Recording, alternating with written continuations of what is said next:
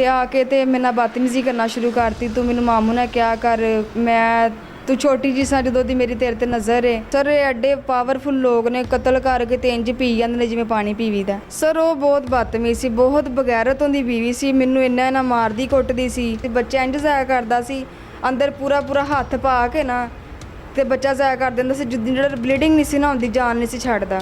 ਤੇ ਅਗਰ ਮੈਂ ਉਹਦੀ ਗੱਲ ਮੰਨਦੀ ਨਹੀਂ ਸਾਂ ਨਾ ਤੇ ਮੈਨੂੰ ਨੰਗਿਆਂ ਕਰਕੇ ਤੇ ਸਰਦੀਆਂ 'ਚ ਬਾਹਰ ਖੜਾ ਕਰ ਦਿੰਦਾ ਸੀ। नाजिया 13 साल जुल्म सहती रही हैं, कैसे ये सब कुछ बर्दाश्त कर लिया? ਸਾਡੇ ਘਰ ਅਚਾਨਕ ਹੀ ਆਇਆ ਤੇ ਆ ਕੇ ਤੇ ਮੇਰੇ ਨਾਲ ਬਦਤਮੀਜ਼ੀ ਕਰਨਾ ਸ਼ੁਰੂ ਕਰਤੀ। ਤੂੰ ਮੈਨੂੰ ਮਾਮੂ ਨੇ ਕਿਹਾ ਕਰ, ਮੈਂ ਤੂੰ ਛੋਟੀ ਜੀ ਸਾਂ ਜਦੋਂ ਦੀ ਮੇਰੀ ਤੇਰੇ ਤੇ ਨਜ਼ਰ ਏ। शुरू में पैसे कितने लिए थे ਸਰ 30,000 रुपया लिया ਸੀ। और बना कितने दिए थे? ਉਹਨੇ 7-8 ਲੱਖ रुपया बनाता ਸੀ। 7-8 लाख रुपया 30,000 के एवज, और वो उतरा ही नहीं। ਨਹੀਂ ਸਰ, ਕਿ ਸਾਡਾ ਘਰ ਇੰਨਾ ਤੁਹਾਨੂੰ ਪਤਾ 5 ਮਰਲੇ ਦਾ ਸੀ, ਡਬਲ ਸਟੋਰੀ ਸੀ ਤੇ ਬੜਾ ਪਿਆਰਾ ਬਣਿਆ ਸੀ। ਉਹਨੇ ਉਹਦੇ ਤੇ ਜ਼ਬਰਦਸਤੀ ਕਬਜ਼ਾ ਕਰ ਲਿਆ ਕਿਉਂਕਿ 7-8 ਲੱਖ ਦਾ ਤਾਂ ਹੈ ਹੀ ਨਹੀਂ ਸੀ। ਉਹ ਇੰਨੇ ਪਾਵਰਫੁਲ ਸਨ, ਯਾਨੀ ਕਿ ਬਦਮਾਸ਼ ਲੋਕ ਨੇ, ਉਹਨਾਂ ਦੇ ਅੱਗੇ ਕੋਈ ਬੋਲਦਾ ਹੀ ਨਹੀਂ ਸਰ। आपके साथ ज्यादती कैसे हुई? उसने आपके साथ कैसे जबरदस्ती निकाह कर ली? ਸਰ ਫਿਰ ਅਸੀਂ ਮਕਾਨ ਖਾਲੀ ਕਰਕੇ ਚਲੇ ਗਏ ਹਾਂ।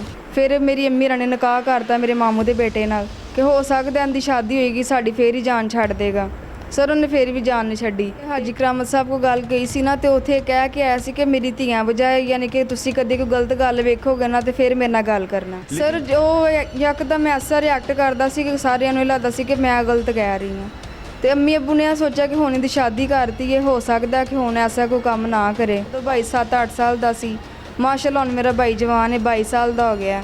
ਤੇ ਉਹ ਮੈਨੂੰ ਆਪਣੀ ਸਾਰੀਆਂ ਗੱਲਾਂ ਵਗੈਰਾ ਦੱਸੀਆਂ ਤੇ ਉਹਨੇ ਮੈਨੂੰ ਕਿਹਾ ਸੀ ਤੂੰ ਆਈਆ ਬਾਹਰ, ਕੋਈ ਗੱਲ ਨਹੀਂ, ਅਗਰ ਤੇਰੀ ਖਾਤਰ ਮੈਂ ਮਰ ਵੀ ਜਾਵਾਂਗਾ ਨਾ, ਅੱਲਾ ਨੂੰ ਜ਼ਿੰਦਗੀ ਦੇ ਤੇ ਕੋਈ ਗੱਲ ਨਹੀਂ। ਮੈਂ ਉਹਦੀ ਖਾਤਰ ਅੱਜ ਬਾਹਰ ਆ ਗਈ। ਉਦੋਂ ਕੋਈ ਸਪੋਰਟ ਨਹੀਂ ਸੀ ਹੈ। ਮੈਂ ਚਾਹੁੰਦੀ ਹਾਂ ਕਿ ਇਹਨੂੰ ਐਸੀ ਸਜ਼ਾ ਮਿਲੇ ਕਿ ਸਾਰੀ ਜ਼ਿੰਦਗੀ ਜੇਲ੍ਹ ਦੇ ਵਿੱਚ ਜੇਲ੍ਹ ਦੀਆਂ ਰੋਟੀਆਂ ਖਾਏ।